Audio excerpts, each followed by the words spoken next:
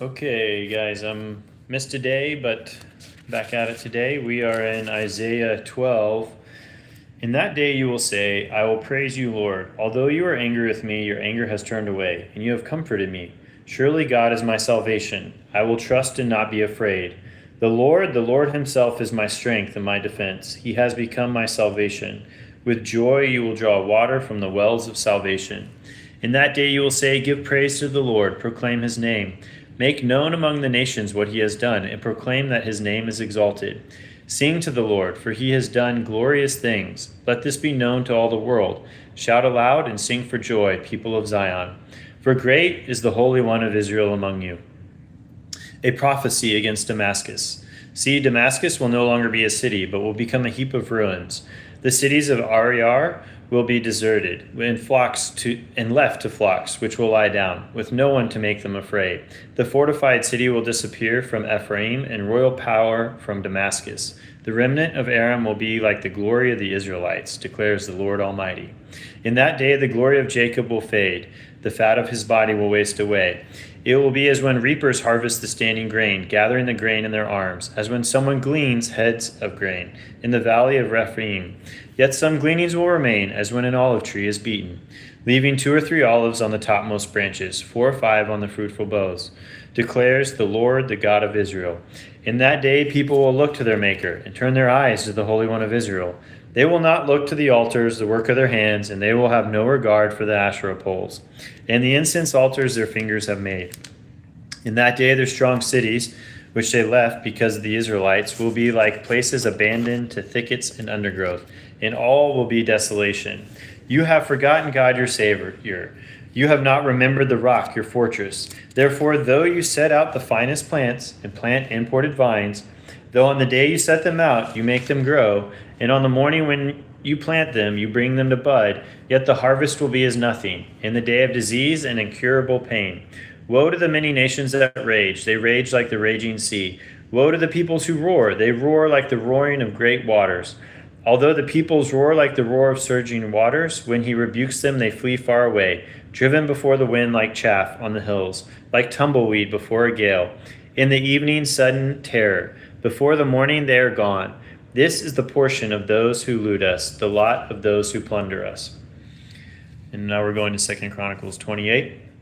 At that time, King Ahaz sent to the kings of Assyria for help. The Edomites had again come and attacked Judah and carried away prisoners. While the Philistines had raided towns in the foothills and in the Negev of Judah, they captured and occupied Beth Shemesh, Aijalon, and Gederoth, as well as Soko, Timnah, and Gimzo, and their surrounding villages. The Lord had humbled Judah because of Ahaz king of Israel, for he had promoted wickedness in Judah, and had been most unfaithful to the Lord. Tiglath-Pileser, king of Assyria, came to him, but he gave him trouble instead of help. Ahaz took some of the things from the temple of the Lord, and from the royal palace, and from the officials, and presented them to the king of Assyria, but that did not help him. Then King Ahaz went to Damascus to meet Tiglath-Pileser, king of Assyria. He saw an altar in Damascus and sent to Uriah the priest a sketch of the altar, with detailed plans for its construction. So Uriah the priest built an altar in accordance with all the plans that King Ahaz had sent from Damascus, and finished it before King Ahaz's return. When the king came back from Damascus and saw the altar, he approached it and presented offerings on it. He offered up his burnt offering and grain offering, poured out his drink offering, and splashed the blood of his fellowship offerings against the altar. As for the bronze altar that stood before the Lord, he brought it out from the front of the temple, from between the new altar and the temple of the Lord, and put it on the north side of the new altar. King Ahaz then gave these orders to Uriah the priest. On the large new altar, offer the morning burnt offering and the evening grain offering, the king's burnt offering and his grain offering, and the burnt offering of all the people of the land, and their grain offering and their drink offering. Splash against this altar the blood of all the burnt offerings and sacrifices. But I will use the bronze altar for seeking guidance. And Uriah the priest did just as King Ahaz had ordered.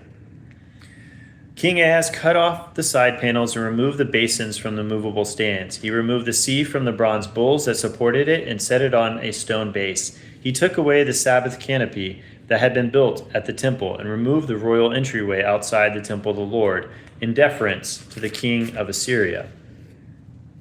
In his time of trouble, King Ahaz became even more unfaithful to the Lord.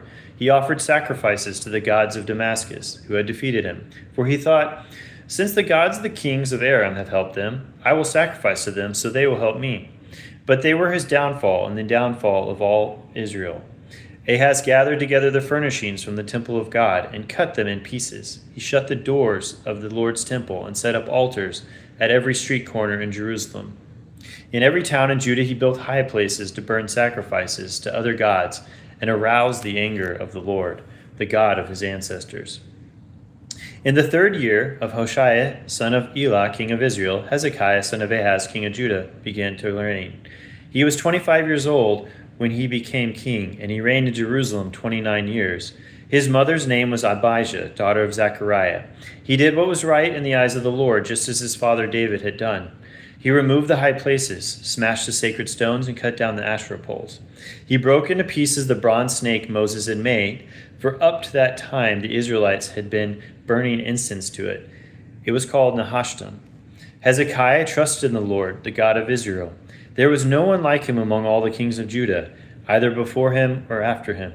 He held fast to the Lord and did not stop following him.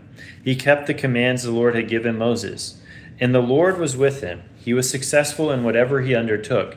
He rebelled against the king of Assyria and did not serve him. From watchtower to fortified city, he defeated the Philistines as far as Gaza and its territory. Hezekiah was 25 years old when he became king, and he reigned in Jerusalem 29 years. His mother's name was Abijah, daughter of Zechariah. He did what was right in the eyes of the Lord, just as his father David had done. Then Hoshea, son of Elah, conspired against Pekah, son of Remaliah. He attacked and assassinated him, and then succeeded him as king in the 20th year of Jotham, son of Uzziah. As for the other events of Pekah's reign and all he did, are they not written in the book of the annals of the kings of Israel? In the 12th year of Ahaz, king of Judah, Hoshea, son of Elah, became king of Israel in Samaria. And he reigned 9 years. He did evil in the eyes of the Lord, but not like the kings of Israel who preceded him. Shalmaneser, king of Assyria, came up to attack Hoshea, who had been Shalmaneser's vassal and had paid him tribute. But the king of Assyria discovered that Hoshea was a traitor, for he had sent envoys to So, king of Egypt, and he no longer paid tribute to the king of Assyria, as he had done year by year. Therefore Shalmaneser seized him and put him in prison. So now we're in Hosea 1:1. The word of the Lord that came to Hosea, son of Beri, during the reigns of Uzziah, Jotham, Ahaz, and Hezekiah, kings of Judah, and during the reign of Jeroboam, son of Jehoash, king of Israel. When the Lord began to speak through Hosea, the Lord said to him, Go marry a promiscuous woman and have children with her. For like an adulterous wife, this land is guilty of unfaithfulness to the Lord. So he married Gomer, daughter of Diblaim, and she conceived and bore him a son.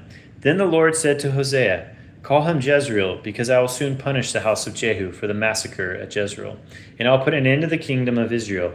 In that day I will break Israel's bow in the valley of Jezreel. Gomer conceived again and gave birth to a daughter. Then the Lord said to Hosea, Call her Lo Ruhamah, which means not loved, for I will no longer show love to Israel, that I should at all forgive them. Yet I will show love to Judah, and I will save them, not by bow, sword, or battle, or by horses and horsemen, but I, the Lord their God, will save them. After she had weaned Lo-ruhamah, Gomer had another son. Then the Lord said, Call him Lo-ammi, which means not my people, for you are not my people, and I am not your God. Yet the Israelites will be like the sand on the seashore, which cannot be measured or counted. In the place where it was said to them, You are not my people, they will be called children of the living God. The people of Judah and the people of Israel will come together. They will appoint one leader and will come up out of the land, for great will be the day of Jezreel. Say of your brothers, my people, and of your sisters, my loved one. Rebuke your mother, rebuke her, for she is not my wife, and I am not her husband. Let her remove the adulterous look from her face and the unfaithfulness from between her breasts. Otherwise I will strip her naked and make her as bare as on the day she was born. I will make her like a desert, turn her into a parched land, and slay her with thirst. I will not show my love to her children, because they are the children of adultery. Their mother has been unfaithful and has conceived them in disgrace. She said, I will go after my lovers, who give me my food and my water, my wool and my linen, my olive and my drink. Therefore I will block her path with thorn bushes. I will wall her in so she cannot find her way. She will chase after her lovers but not catch them. She will look for them but not find them. Then she will say, I will go back to my husband as at first, for then I was better off than now. She has not acknowledged that I was the one who gave her the grain, the new wine and oil, who lavished on her the silver and gold, which they use for ball. Therefore I will take away my grain when it ripens, and my new wine when it is ready. I will take back my wool and my linen, intended to cover her naked body. So now I will expose her lewdness before the eyes of her lovers. No one will take her out of my hands. I will stop all her celebrations, her yearly festivals, her new moons, her Sabbath days, all her appointed festivals. I will ruin her vines and her fig trees, which she said were her pay from her lovers. I will make them a thicket, and wild animals will devour them. I will punish her for the days she burned incense to the Baals. She decked herself with rings and jewelry and went after her lovers, but me she forgot, declares the Lord. I'll catch up with you guys later.